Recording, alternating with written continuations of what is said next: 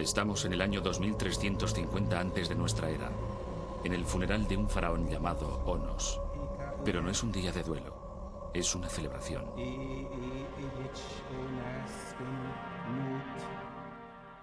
Durante 3000 años, los egipcios tuvieron una fe inquebrantable en la resurrección del espíritu del hombre.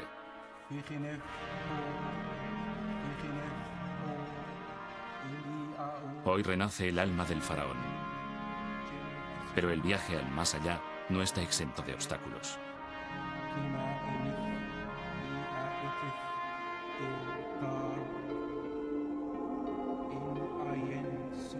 Estos sortilegios mágicos garantizarán un paso seguro. La búsqueda de la eternidad de los faraones inspiró algunos de los monumentos más colosales construidos en la antigüedad.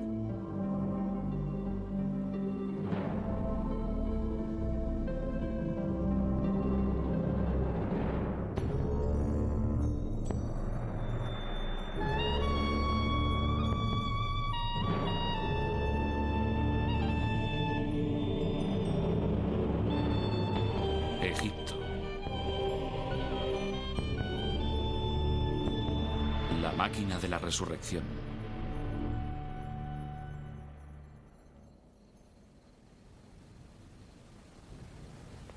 Las pirámides de Giza, cerca de la moderna ciudad del Cairo, son el testamento más duradero de la humanidad. La mayor y más antigua es la Gran Pirámide.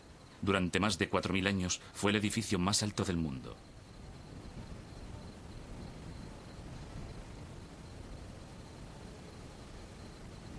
Construida con piedra caliza, se calcula que se transportaron y colocaron más de 3 millones de bloques, algunos de un peso superior a 15 toneladas.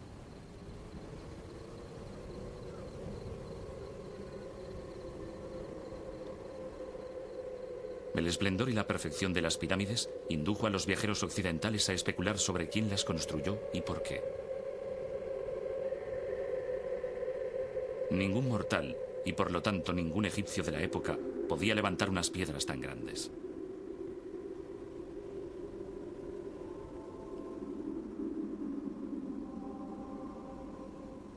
¿Las hizo el propio creador para ocultar en ellas su plan divino del universo? ¿O las hicieron los hombres de la mítica civilización de la Atlántida para albergar su antigua sabiduría? Tal vez las construyeron unos visitantes extraterrestres.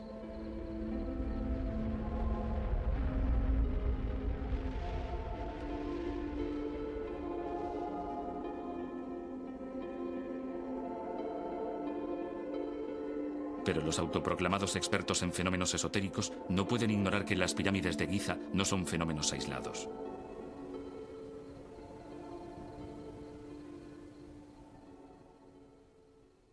Desde el Cairo hasta Asuán, 1000 kilómetros al sur del Cairo, a lo largo del valle del Nilo, varios conjuntos de pirámides salpican el paisaje. La mayoría fueron levantadas para servir de última morada a faraones y reinas. Y estaban estrechamente relacionadas con la búsqueda de la inmortalidad. En el antiguo Egipto, el origen del concepto de pirámide se pierde en la noche de los tiempos. Al principio, había la oscuridad y el caos.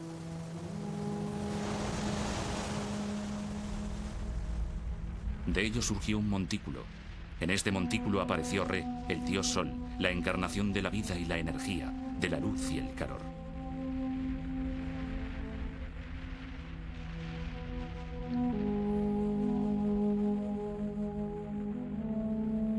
Re cruzó el cielo. Después, en el crepúsculo, volvió a sumergirse en el abismo caótico para nacer de nuevo a la mañana siguiente con la salida del sol. Los egipcios creían que uniendo sus espíritus con el dios Sol, también podrían entrar en el ciclo de la vida eterna. La pirámide era su vehículo hacia la inmortalidad, la máquina de la resurrección. Considerada como el montículo de la creación, formaba parte de un complejo proceso ideado para ayudar al faraón en su viaje al más allá. Pero no había dos pirámides iguales. Escrita en los muros de la tumba del rey Onos, hay una auténtica guía para la inmortalidad. Esta guía, conocida como Textos de las Pirámides, es un conjunto de fórmulas destinadas a abrir las puertas del más allá al faraón. Una de ellas tenía como objetivo liberar al faraón de todas sus malas obras. Un alma cargada de pecados no puede ir al paraíso. Otra servía para protegerle de los escorpiones y serpientes que pudiera encontrar en su camino. Por último, otra fórmula anunciaba su llegada a Re, el dios Sol. La tumba del faraón Onos proporciona una visión extraordinaria del más allá. Es una máquina de resurrección autosuficiente que nació de la tierra egipcia y del espíritu de su pueblo.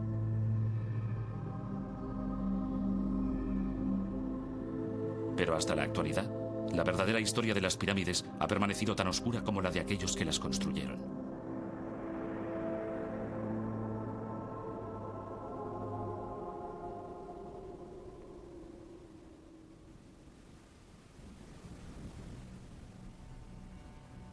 Dominando una antigua necrópolis de Saqqara, 15 kilómetros al sur del Cairo, se encuentra la primera pirámide de Egipto. Conocida como la pirámide escalonada, es también la primera obra de envergadura construida en piedra hasta entonces.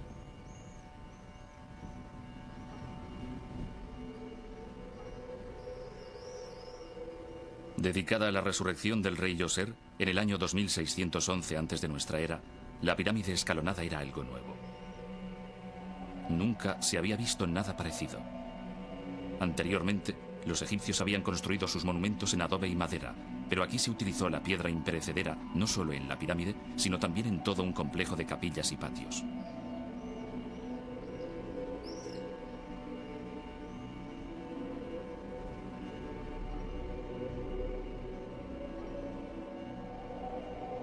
La mente creadora del complejo del rey Yoser fue el ministro y arquitecto real Imhotep.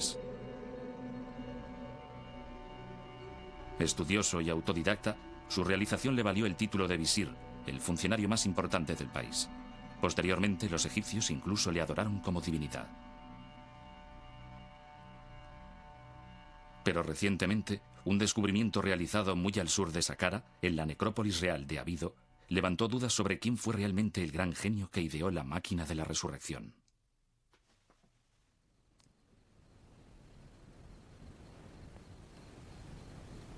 Aquí, 500 años antes de la construcción de las pirámides, los primeros reyes de Egipto fueron enterrados debajo de pequeños montículos bajos y rectangulares de arena y grava.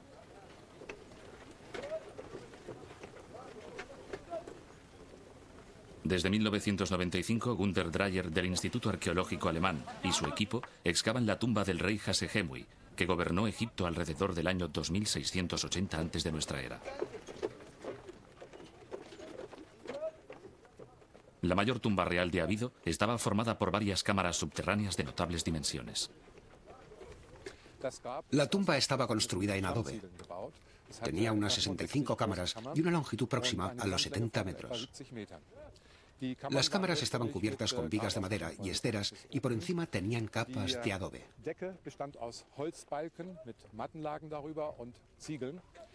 La gran tumba estaba llena de arena y sobre el nivel del desierto se levantaba un enorme montículo de arena y piedras.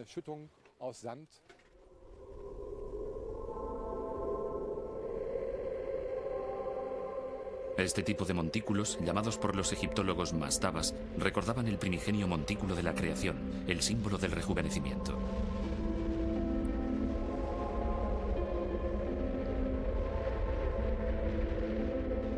A 1 kilómetro de allí, en la frontera del desierto, Hasehemui construyó también un enorme recinto rectangular.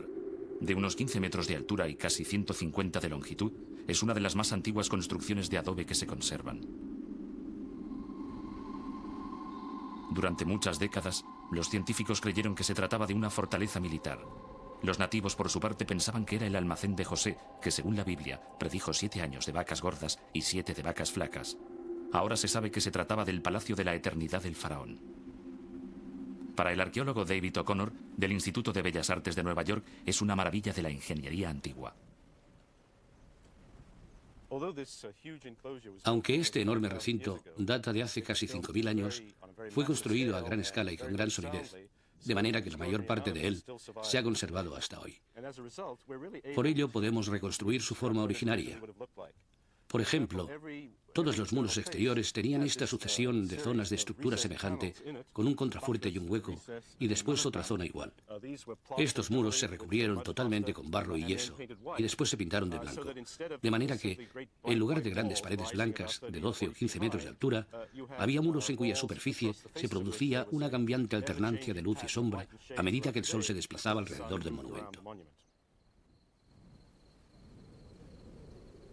Los muros son una réplica de los que rodeaban el palacio y patio reales. Los contrafuertes eran un símbolo de poder. En vida del faraón, el recinto era el escenario de fiestas y celebraciones. Después de su muerte, era un testimonio de su fe en la inmortalidad.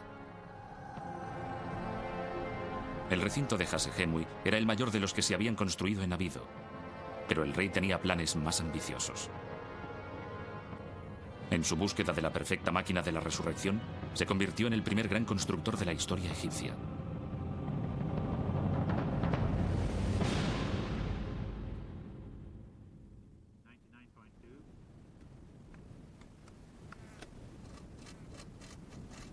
En las proximidades de la pirámide escalonada de Saqqara, Ian Mathieson, del Museo Nacional de Escocia, trata de descifrar un misterio que ha intrigado a los arqueólogos durante años.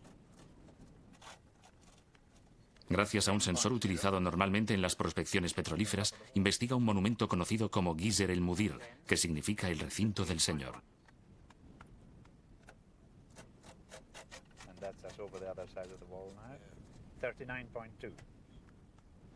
En los años 40, una fotografía aérea reveló la planta de una inmensa estructura de piedra de unos 800 metros de longitud y 400 de anchura, de la cual solo afloran a la superficie unos cuantos tramos del muro. Esto es la parte interior del muro septentrional, construido con piedra caliza local. Se han excavado hasta 15 hiladas que alcanzan aproximadamente unos 4,5 metros de altura. Después, el muro sigue hasta el final y la anchura total del recinto es de unos 350 metros desde aquí hasta allí y de unos 650 metros hasta el límite del emplazamiento que pueden ver allí. El muro sur se levanta sobre el horizonte.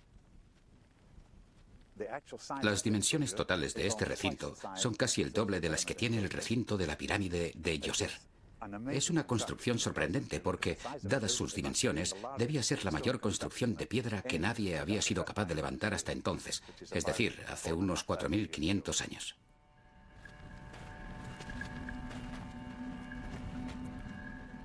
La cerámica encontrada en el lugar indica que el recinto podría haberse construido unos 25 años antes del reinado de Djoser, lo cual lo convertiría en el monumento de piedra más antiguo del mundo. Si fuera así, ¿quién lo construyó?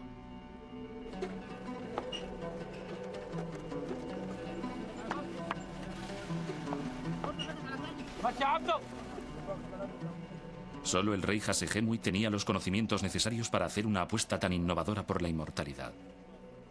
Pero nadie pudo probarlo hasta que Gunther Dreyer realizó un sorprendente descubrimiento en Abido. Durante nuestras excavaciones encontramos muchos sellos con inscripciones y, cosa sorprendente, entre ellas había bastantes con el nombre del rey Djoser. Por lo tanto, podemos concluir que Djoser enterró a Hasehemui, que debía ser su inmediato predecesor. Este hallazgo es muy importante para entender el desarrollo de las tumbas reales.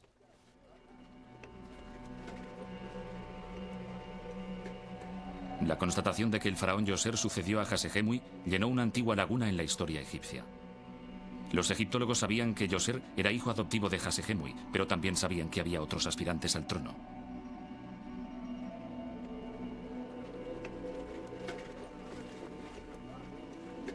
Los sellos no solo confirmaron la sucesión. Por primera vez, los arqueólogos podían trazar la evolución de las pirámides desde sus inicios.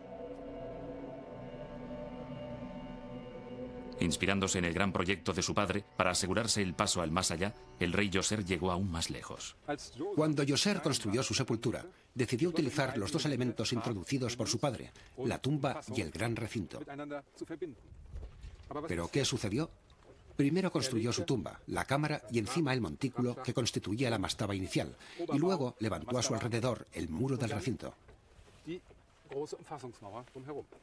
Entonces observó que el muro impedía la visión de la mastaba. Creo que para solucionar este problema hizo construir otras mastabas más pequeñas encima de la primera, con el fin de que fueran visibles por encima del muro. Así se llegó a la pirámide escalonada.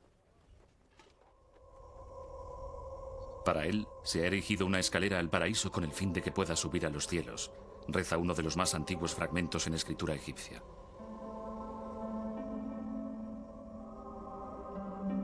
La evolución desde un sencillo montículo de piedras hasta la primera pirámide surgió de una poderosa visión del más allá, una visión que alteraría inexorablemente el paisaje de Egipto.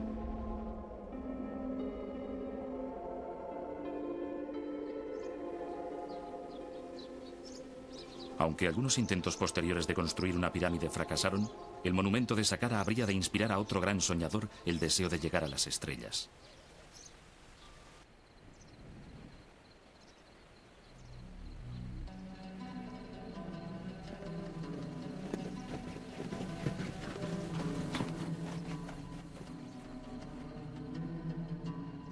Estas extrañas ruinas, cerca del pueblo de Meidum, a unos 70 kilómetros al sur de El Cairo, marcaron el inicio de un nuevo capítulo en la evolución de las pirámides.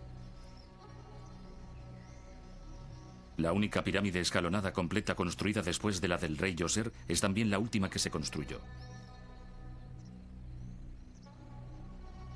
Llamada la falsa pirámide, está actualmente en ruinas a causa de los robos de piedras sufridos en la antigüedad.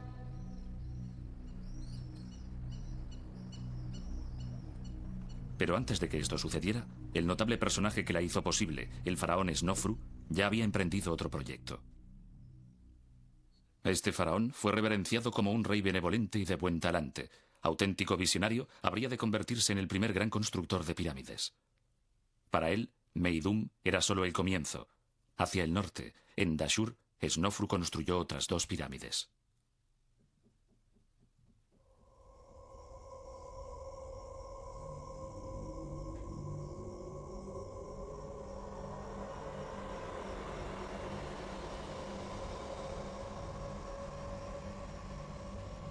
La que ahora se conoce como la pirámide romboidal habría superado a la gran pirámide de Giza si los constructores hubieran podido seguir los planes iniciales. Pero antes de su conclusión, la obra empezó a resquebrajarse.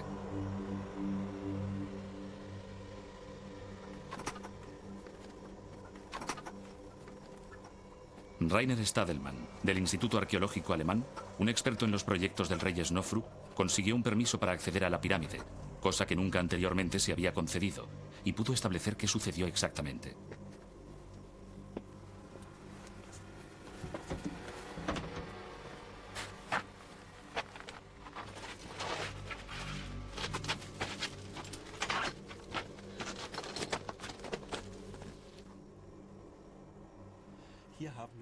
Aquí tenemos una gran grieta. Muchas de estas grietas se formaron durante la construcción de la pirámide porque se levantó en un terreno poco firme. El rey Snofru y sus arquitectos estaban muy preocupados. Para solucionarlo, intentaron reducir el ángulo de inclinación de las caras, creando así la apariencia que hoy tiene la pirámide romboidal. Pero la estructura seguía ofreciendo poca seguridad y se vieron obligados a abandonarla.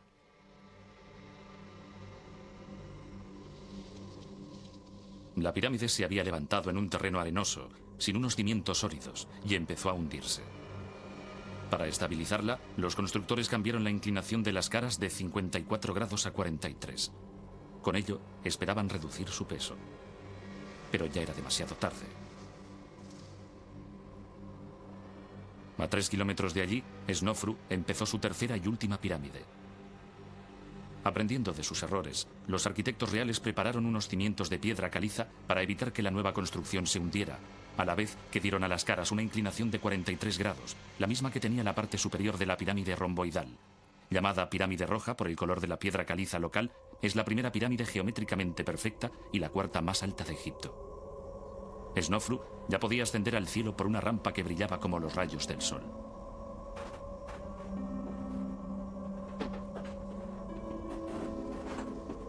El acceso a la pirámide se realiza a través de un largo pasillo descendente de 1 metro cuadrado de sección.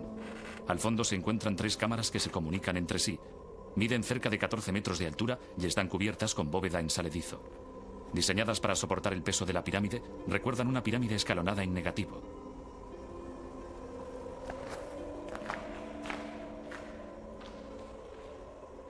Una pirámide dentro de la pirámide no solo reforzaba la estructura, sino que, según creían los egipcios, también aumentaba las posibilidades de resurrección del faraón.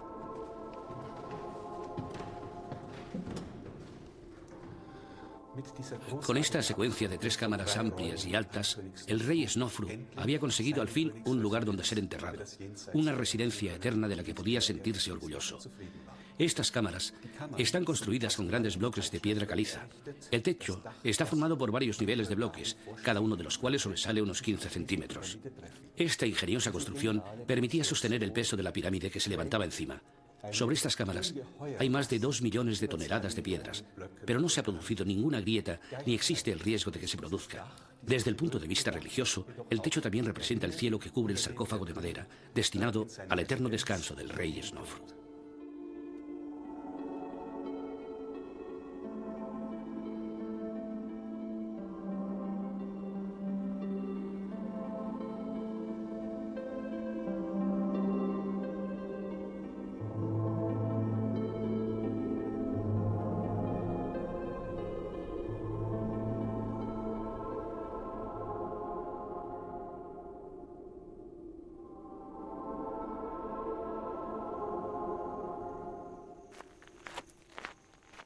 Uno de los descubrimientos más importantes de Rainer Stadelmann en Dashur puede responder finalmente 2 antiguas preguntas.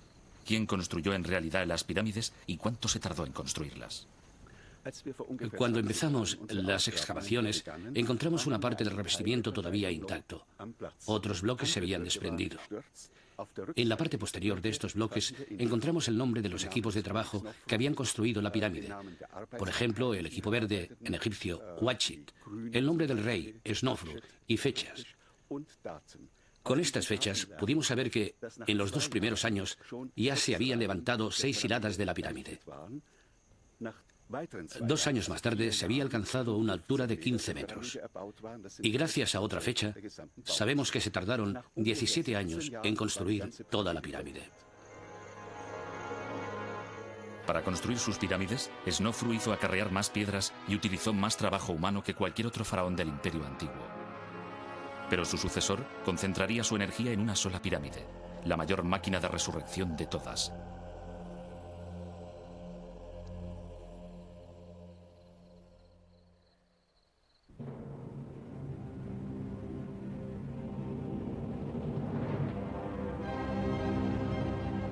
Con el imponente perfil que se levanta en la meseta de Giza, las pirámides son la expresión definitiva de la búsqueda de la eternidad. Construidas por los sucesores de Snofru, Kéope, Kefren y Micerino, son en realidad montañas levantadas por los hombres. La escala sobrehumana de la Gran Pirámide valió a Kéope la fama de tirano cruel. Según Napoleón, que se maravilló ante ella en 1798, contenía suficientes piedras para levantar un muro de 1 metro de altura alrededor de toda Francia.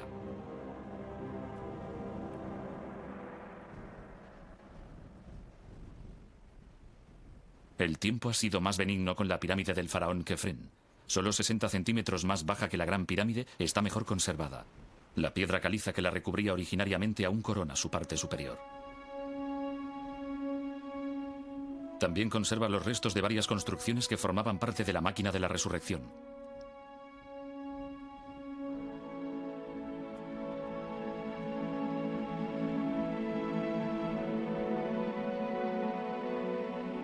En la base de la pirámide había un templo funerario que diariamente recibía ofrendas de comida y bebida, ya que se creía que incluso un rey muerto necesitaba alimento.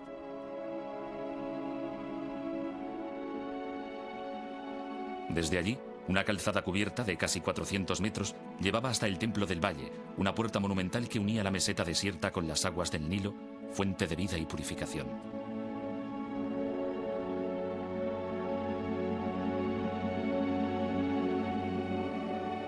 Pero Kefren añadió algo nuevo al tradicional complejo de la pirámide.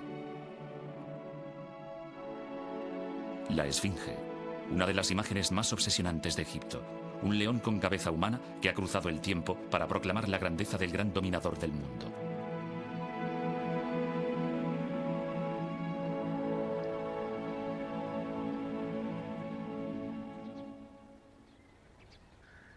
En un viaje que Heródoto realizó a Egipto en el año 450 antes de nuestra era, contaron al historiador griego que las pirámides habían sido construidas por esclavos.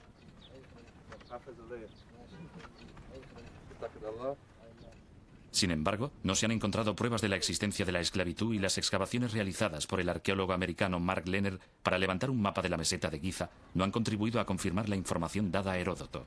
En cambio, se han encontrado indicios de que Giza, lejos de ser un campo de trabajo, fue una animada comunidad de obreros dedicada al servicio de los faraones.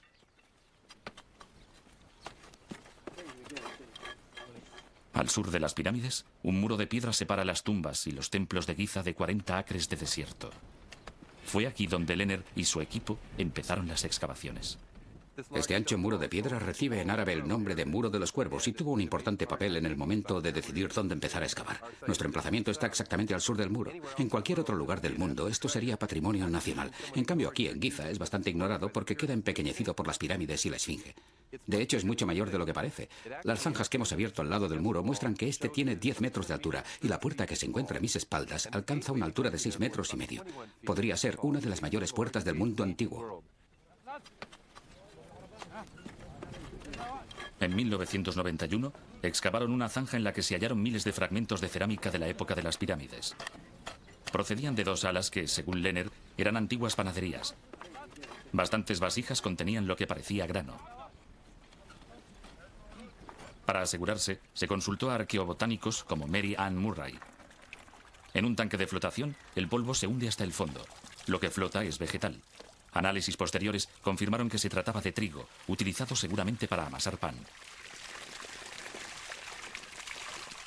Las panaderías estaban adosadas a la parte trasera de un edificio de adobe rodeado por un muro de más de 1,5 metros de anchura. En el interior se hallaban unos bancos bajos y canalones, bellamente cubiertos con arcilla del desierto. Lehner y su equipo quedaron extrañados hasta que estudiaron más a fondo el polvo del suelo. Rascando con cuchillos del ejército suizo, encontramos depósitos fibrosos muy frágiles que resultaron ser escamas, aletas, fragmentos de cráneo y vértebras de pescado. Al observar al microscopio parte de los detritos que llenaban los canalones, vimos que había gran cantidad de espinas de pescado. Todo parece indicar, pues, que en el recinto del edificio de adobe había un lugar destinado a la preparación del pescado. Pronto fue evidente que Lehner y su equipo habían encontrado las dependencias donde se preparaba la comida para los constructores de las pirámides. A poca distancia, un antiguo cementerio da testimonio de las legiones de artesanos y obreros que vivieron aquí para servir a los faraones. Construidas con piedras sobrantes de las pirámides, se pueden ver algunas mastabas en miniatura con pequeños patios y puertas falsas que llevan inscripciones con el nombre del propietario. También hay simples tumbas cubiertas por cúpulas, pobres reflejos de una pirámide. Pero todas están concebidas como máquinas de resurrección. Zahi Hawass, director de las pirámides de Giza, ha excavado el antiguo cementerio de los obreros.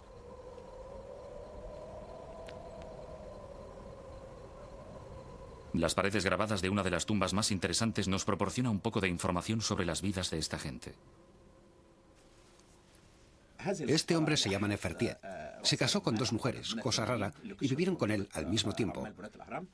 Tuvo unos 11 hijos, pero lo interesante es que su mujer principal tuvo un título propio, aunque es difícil de leer. Se dedicaba a tejer, y bajo la 4ª puerta tenemos una escena muy interesante que no ha aparecido en ninguna otra tumba. Este hombre prepara vino, este elabora cerveza y estos guardan el vino. En la lista de ofrendas se habla de 4 tipos de vino y 5 tipos de cerveza, ya que la dieta común, tanto para el obrero como para el faraón, estaba compuesta por cerveza y pan. Creo firmemente que Nefertiet estuvo a cargo de la panadería hallada al este de las tumbas de los obreros. Hasta ahora se han descubierto unas 600 tumbas. Parece también que el Muro de los Cuervos era la barrera que separaba la tierra sagrada de las pirámides del mundo profano de quienes las construyeron.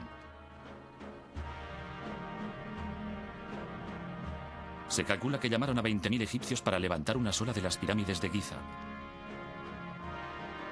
En los años posteriores no volvería a verse nada parecido.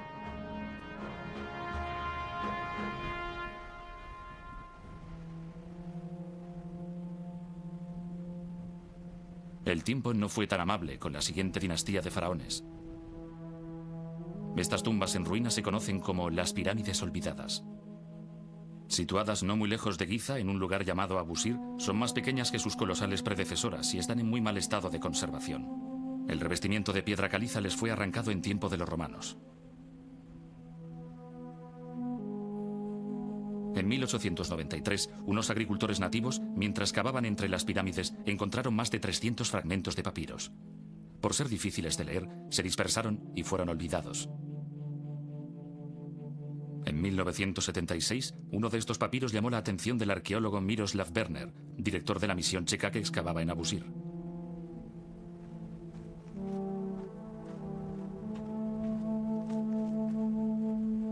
Mencionaba el templo funerario de un rey poco conocido, llamado Neferef-Re, cuya tumba no había sido hallada. Werner sospechó que descansaba bajo toneladas de arena, cerca de una pirámide inacabada.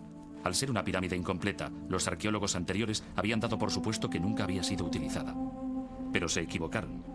En su base, Werner halló un templo funerario que había funcionado plenamente y el más completo conjunto de esculturas de la quinta dinastía. Entre ellas había una estatua del rey, de piedra caliza pintada, con la cabeza protegida por el dios halcón Horus.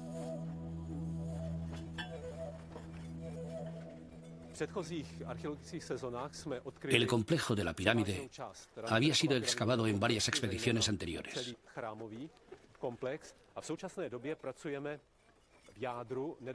Ahora excavamos en el centro de la pirámide, donde hemos conseguido descubrir la entrada a la cámara funeraria de Neferef-Re. Según lo encontrado en esta zona, en el corredor descendente que da acceso a la cámara sepulcral, esperamos hallar el ajuar funerario del faraón. Y posiblemente también fragmentos de su sarcófago de granito rojo. Y quién sabe qué otras cosas más. Tal vez incluso hallemos su momia.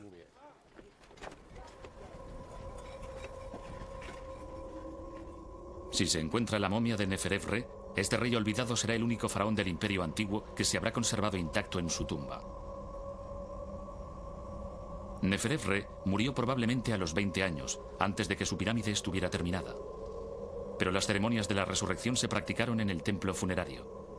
Su importancia fue confirmada por el próximo y más significativo descubrimiento de Werner, un archivo de singulares documentos en los que se describían las actividades del culto al rey. Los papiros encontrados aquí nos han permitido saber que el templo funerario de Neferef-Re fue un animado centro religioso, por lo menos durante los 200 años que siguieron a la muerte del rey. Unos 200 sacerdotes, divididos en 5 turnos, mantenían día y noche el culto al rey muerto. Durante el día, llevaban ofrendas consistentes en pan, cerveza, carne, verduras y otros alimentos. Por la noche, algunos sacerdotes observaban desde la terraza del templo las estrellas y anotaban sus movimientos.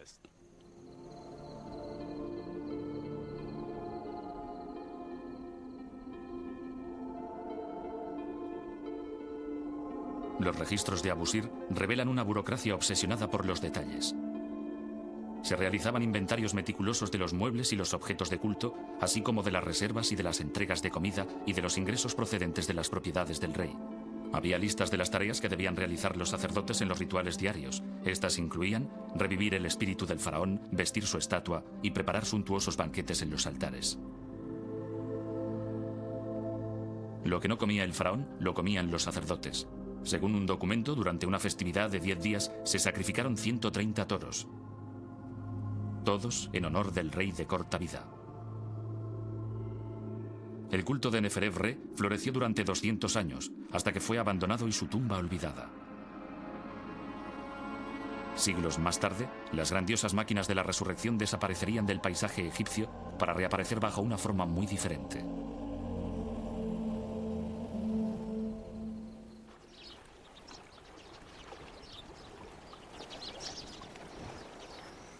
En el año 1500 antes de nuestra era, el faraón Tutmosis I dio instrucciones a su arquitecto Ineni para que le construyera una tumba. Encontró el lugar perfecto en la orilla occidental del Nilo, frente a Tebas, el centro religioso más importante de Egipto. Un desfiladero aislado dominado por una enorme montaña en forma de pirámide, el Qurn.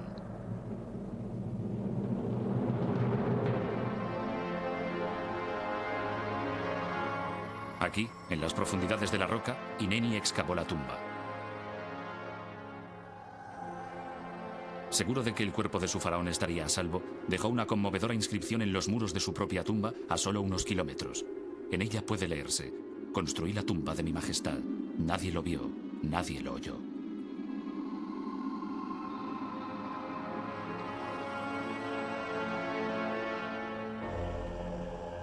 Casi 30 faraones serían enterrados en lo que hoy se conoce como el Valle de los Reyes.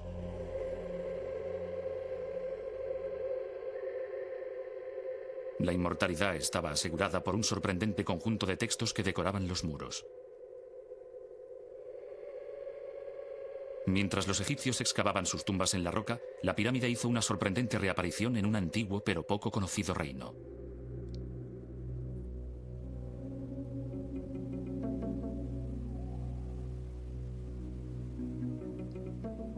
Escondido en Nubia, en el actual Sudán, se encuentra uno de los secretos mejor conservados de la historia. Estas pirámides son los restos de una poderosa civilización conocida como el Reino de Kush.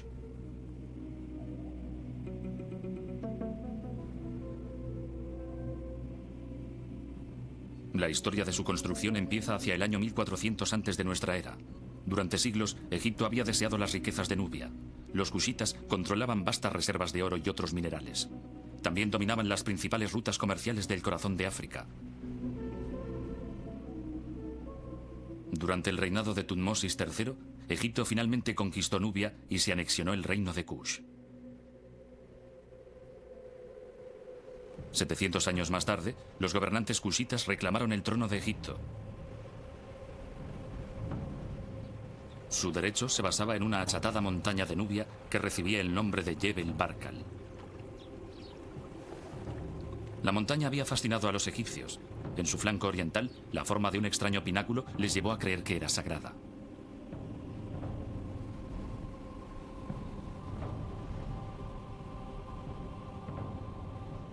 El arqueólogo americano Tim Kendall, del Museo de Bellas Artes de Boston, Massachusetts, ha pasado años desentrañando los secretos de Jebel Barkal. Cuando los egipcios llegaron aquí, vieron en esta extraña formación rocosa una imagen muy familiar para ellos. La cobra levantada que recibía el nombre de Ureo, el símbolo de la realeza que los faraones llevaban en su corona. La forma de cobra parece estar tocada con la corona blanca del sur que simbolizaba el dominio real sobre esta parte del país. El simbolismo de la cobra y la corona blanca determinó la presencia en Jebel Barkal de Amón-Re, el dios más importante de Egipto, cuya principal morada estaba en el templo de Karnak, en Tebas. Se creía que una forma de Amón-Re con cabeza de carnero vivía dentro de la roca. Su presencia confería el derecho a reinar sobre todo el valle del Nilo, incluida Nubia.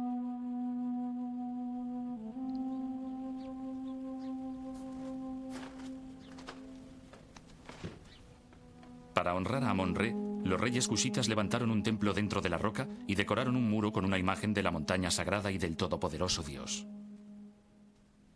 En este templo, construido por Taharka, el más importante de los gobernantes cushitas de Egipto, tenemos una representación de Jebel Barkal. Aquí y aquí puede verse como imaginaban que era. Aquí se ve la montaña. Está pintada de color rojo oscuro y en su interior está sentado el dios representado con cabeza de carnero. El Amón nubio siempre tenía cabeza de carnero y aquí se le llamaba Amón, señor de los tronos de las dos tierras, que está en la montaña pura, que es lo que significa Jebel Barkal. Aquí se ve el gran pináculo representado como una cobra levantada o ureo, con un disco solar en su cabeza. Cuando se mira la montaña desde el lado este, el pináculo presenta esta forma. Tiene un orbe en su cima, y si se está allí un poco antes de la salida del sol, parece que el sol surja del pináculo y se pose en su cima.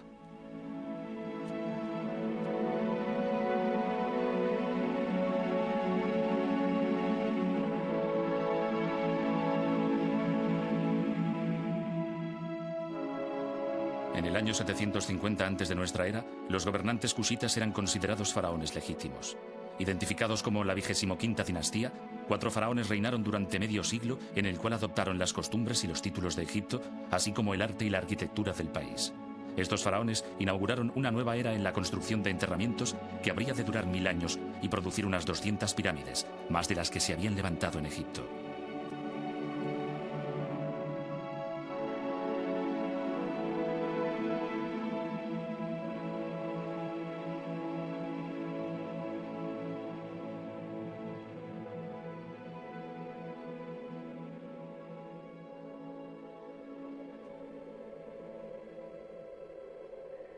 Pero las pirámides cushitas tienen un estilo propio. Son más pequeñas, de ángulo más pronunciado y su parte superior es plana.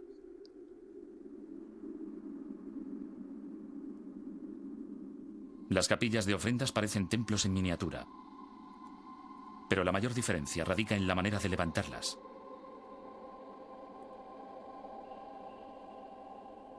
Los reyes egipcios construían las pirámides y eran enterrados en ellas. Cuando los reyes cushitas morían, los sepultaban en el suelo y las pirámides se erigían encima.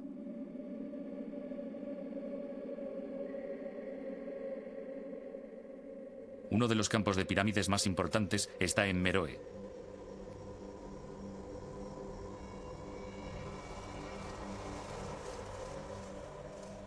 Todas las cámaras mortuorias fueron saqueadas en la antigüedad excepto una, la tumba de una reina llamada Amanisaquete.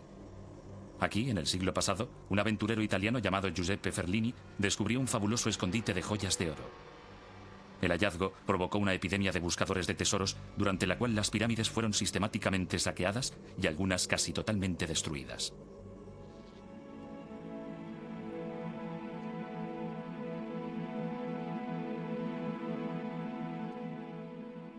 La última pirámide construida en el continente africano se erigió en el siglo IV de nuestra era. Hoy es un montón de escombros. Aún así, el paisaje de Meroe es un vivo recuerdo de una tradición que perduró durante 3000 años y dio al mundo el símbolo más duradero de la antigüedad.